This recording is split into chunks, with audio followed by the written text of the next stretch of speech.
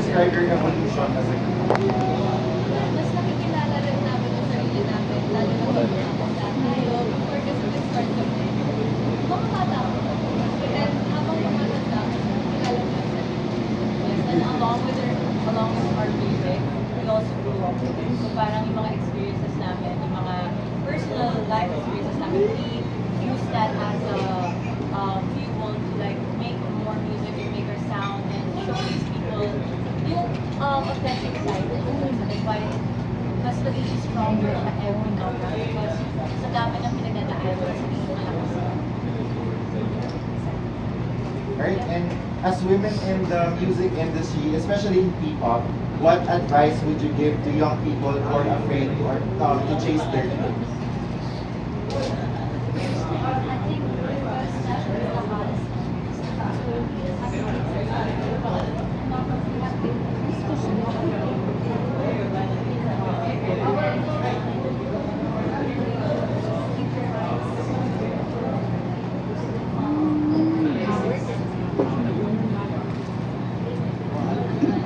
I may add, you also have to do with the people who look at you.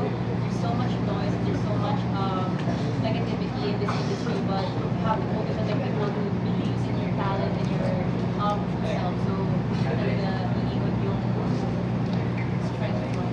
And also, huwag niyo makalimutan mag-enjoy parang kahit nga lang maraming problems yung naharap niyo. Don't forget to enjoy every milestone na na-take niyo, every stage na pinag-perform niyo because lahat ng mga bagong ginagawa niyo, every day is a blessing. That's something to be happy. Ang short message lang to Bullets. Okay. Maraming salamat po sa pag-suporta niyo sa amin, mga sa Bullets at mga Bullets, mga Jurassic Bullets, mga Bullets. Thank you so much, guys. We love you. Okay, thank you, New Star. Now let's hear for Concert New Cebu for Vision. Congratulations to your what made tonight's Cebu crowd special? Siguro mas naging intimate yung concert nito kasi mas nagkaroon kami ng contact, interaction with the audience. Talagang nagtanong kami ng mga phrases na Cebuano na pwede namin gamitin. And hanggang sa dumating na nagpakitaan na ng apps, gano'n. Hindi siya nangyayari lagi. Hindi siya nangyayari lagi sa mga shows namin. Kaya it's one for the books. It's one memorable experience na treasure namin. Siyempre, to be able to share the stage with our partners. Sobrang, parang ngayon lang nangyari sa atin. This is a special night for us. We hope na naging special for sa Gusto ko natin magpasalamat sa kasi wala na yung point ng ganito sila napagod ka kasi ikaw dito mag-support sila sa akin kaya maraming salamat sa Thank you. Next for Cebu highlights for Adja. Good evening, congratulations. So for Adja, how does the show define the ultimate P-pop experience compared to your previous concert or world tour performances? Pwede daw po po. Lapit po kayo konti. So how does the show define the ultimate P-pop experience compared to your previous concert or world tour performances? Wala pa sila yung first concert. Ang first concert nila would be on August. Thank you for that very wonderful question. So, ang masasabi po namin is super happy lang po namin kasi difference po is dito po sa Gen Z Live is we get to perform sa isang stage with Vision and Adja.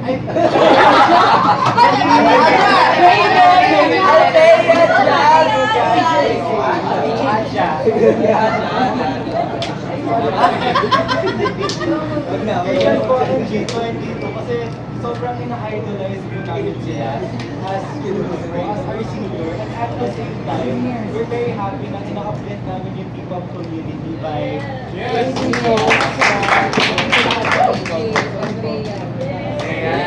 Thank you. Next is for Michelle Paalugsanon for G22. Yes, congrats sa inyong lahat. Ang ganda ng show. Very P-pop Rise. G22. What's next? for you, and are there any plans to go on world tour this time? Siyempre, hindi po nawawala sa isipan namin yung world tour, yung malaganap yung music namin sa ibang bansa. But gusto pa rin po namin muna ipalaganap yung music. And kasi yung G22, minamahal natin yung bansa Pilipinas. So, yun talaga yung first thing namin. And we haven't stopped writing and creating music in our heart. So parang we just can't wait to release more songs and release more craft to the people. So abangan niyo po yan. Madami kaming patis and so ang daming us as members and also ang lawak ng mga envisionments nila. So really excited. Abangan! Thank you! Ayan, for the next media, galing pa from Manila, K-Drama Boy.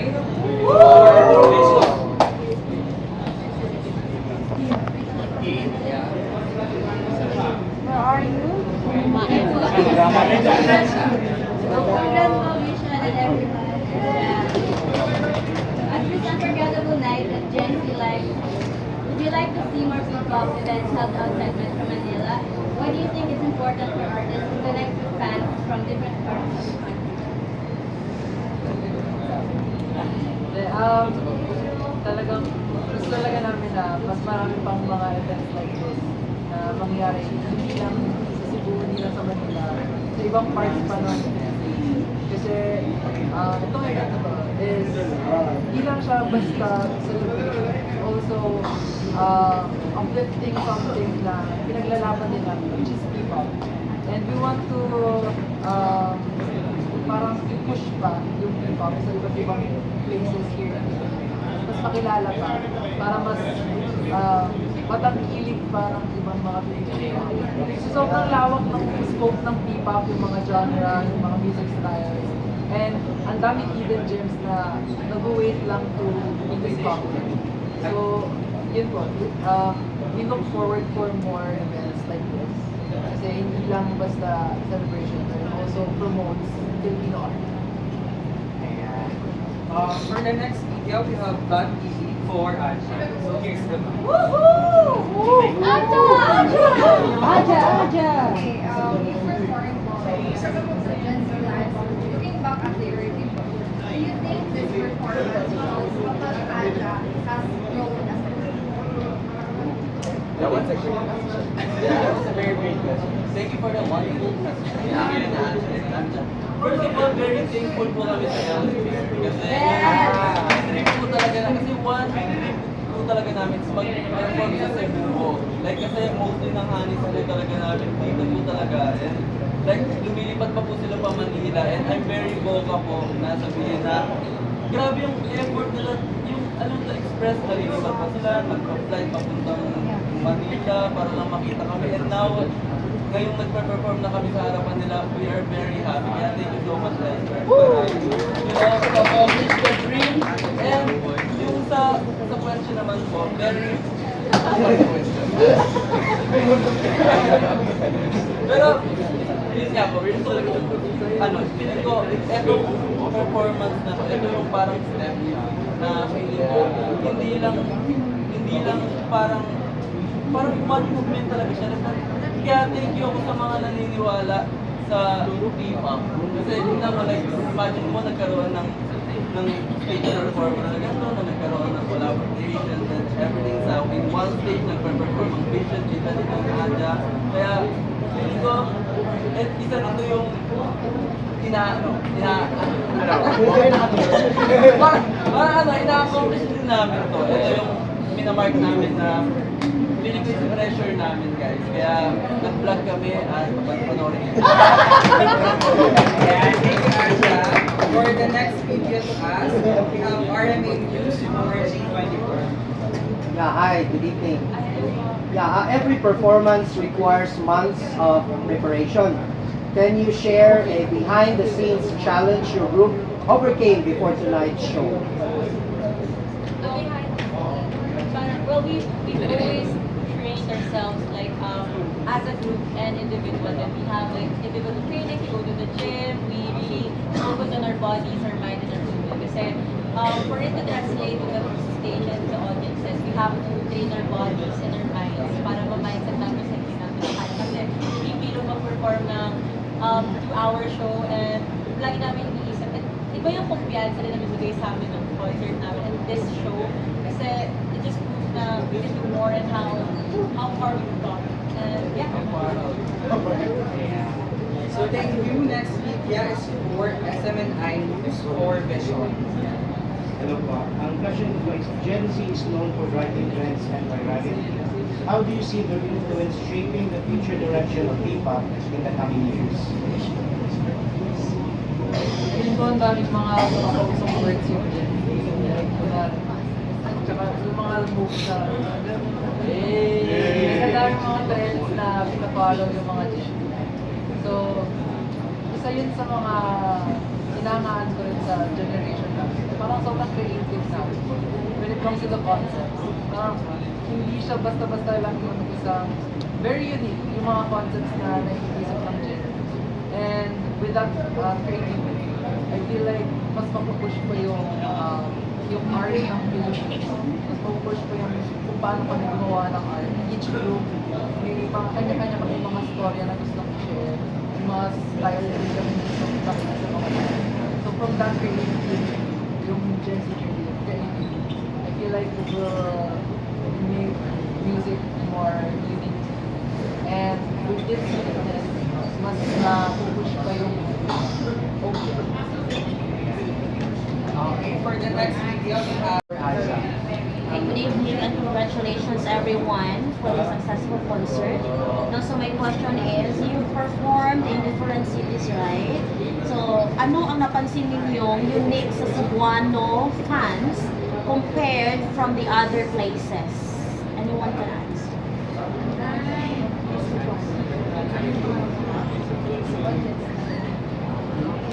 Ano po, feel ko po kasi kada place ko, ganun siyang ibang vibe. So dito sa Cebu, sobrang happy po namin na mataas yung energy nila. So habang nag-perform po yung kada group, narinig po namin na sumasabay sila. And at the same time, nandun talaga sila para manood. So, sinare po nila yung moment. So sobrang saya namin.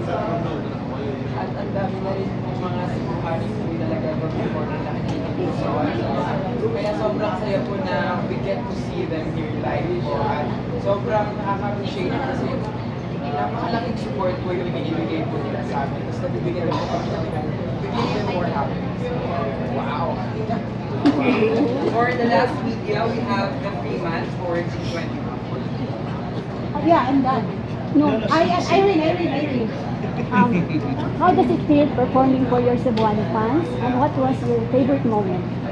Well, because we really enjoyed performing here in Cebu kasi everyone warm and yung welcoming vibes sa Cebu. Kaya we always want to perform Cebu every year. And we always like, so thank you so much Elsewhere for bringing us back here. Sobrang saya lang, nakasama din namin yung mga friends. And generally, masaya sa Cebu. Like, after performing, nagpapasyal kami, guys kami. And may add, ganda talaga mga Pinoy. Pero, mga Cebuanas, sobrang ganda nila. Sabi lang po. Pero nakakapdaper Cebuanas. Hindi lang masarap sa Cebu. Masarap talaga yung mga laki.